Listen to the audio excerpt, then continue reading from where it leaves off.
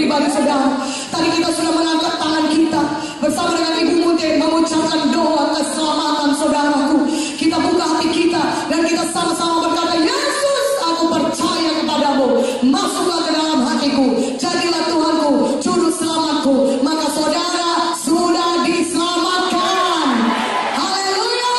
Saudara sudah dibebaskan daripada semua hukuman dosa, hukuman karena dosa, yaitu maut. Katakan amin. Saudaraku yang kekasih, Tuhan Yesus sudah membayar lunas semua harga kita. Karena itu permuliakanlah Tuhan dengan hidup kita. Dia telah menebus kita dengan darahnya yang kudus, saudaraku. Dia telah memberikan nyawanya bagi kita. Dia substitusi kita. Yesus ganti kita. Seharusnya kita dihukum, tetapi kita tidak jadi dihukum karena Yesus adalah ganti kita. Dia sudah disalibkan bagi kita supaya oleh pengorbanan yang di kayu salib saudara bebas daripada hukuman maut. Katakan amin. Dan Yesus menanggung dosa saudara dan juga kutuk-kutuk dosa saudara. Itulah sebabnya saudaraku yang kekasih dalam nama Yesus, kita bisa disembuhkan. Kita yang percaya kepada Yesus, Tuhan Yesus berkata, oleh bilur-bilurnya kamu telah sembuh. Saudara tahu apakah bilur Yesus itu? Saudara, sebelum Tuhan Yesus disalibkan, dia menanggung begitu banyak penderitaan. Dia menanggung begitu banyak sengsara, saudara.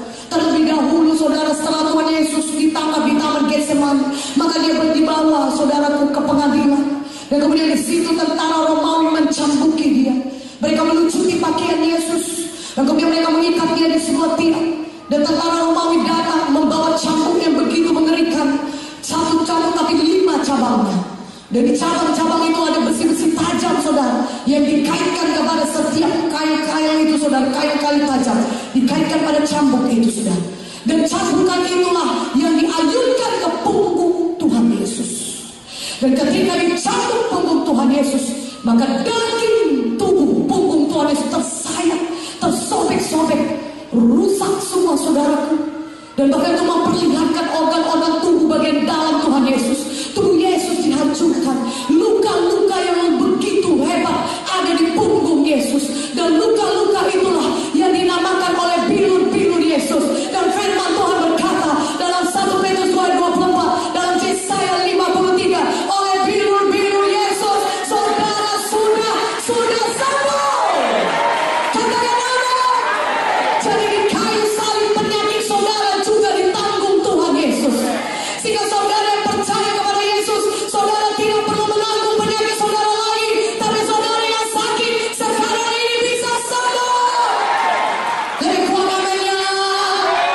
Katakan amin. Saudara yang sakit, percayakan saudara sembuh.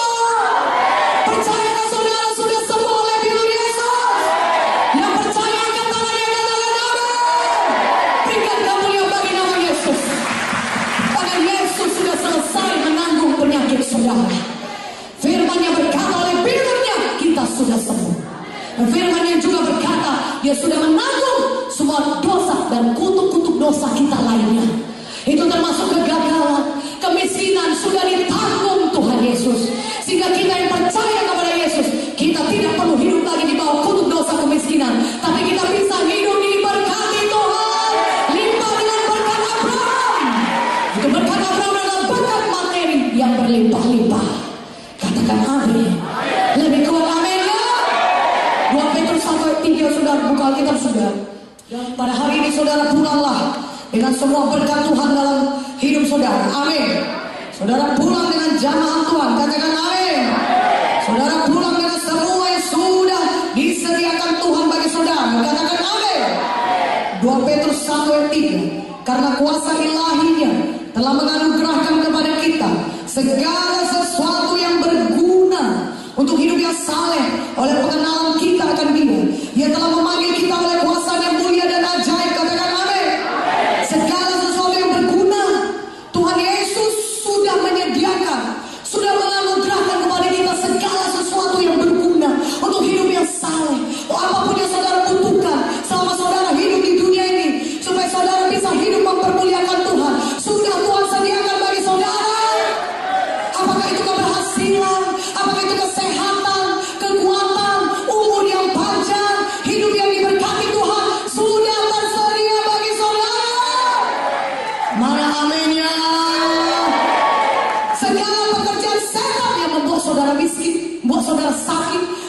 saudara depresi, sudah dihancurkan Tuhan. Kalau maut pun sudah dihancurkan, apalagi segala akibat dosa, katakan amin. Apalagi kutuk-kutuk dosa, katakan amin. Yesus sudah bangkit dari maut. Maut itu adalah, saudaraku, musuh yang terbesar. Itu yang paling ditakuti oleh manusia. Tapi maut sudah dikalahkan Yesus, karena Yesus sudah bangkit dari maut. Dia Tuhan yang hidup. Kubur Yesus di sana sudah kosong, saudara. Tidak ada Yesus di situ. Yesus sudah ada di sorga, duduk di sebelah kanan Allah Bapa. Katakan amin. Dia sudah mengalahkan maut. Kemenangan Yesus adalah kemenangan saudara juga. Mana momennya, katakan amin. Yesus melakukannya untuk saudara. Haleluya. Dia sangat mengasihi saudara. Dia sudah menanggung dosa saudara. Dia sudah menanggung penyakit saudara.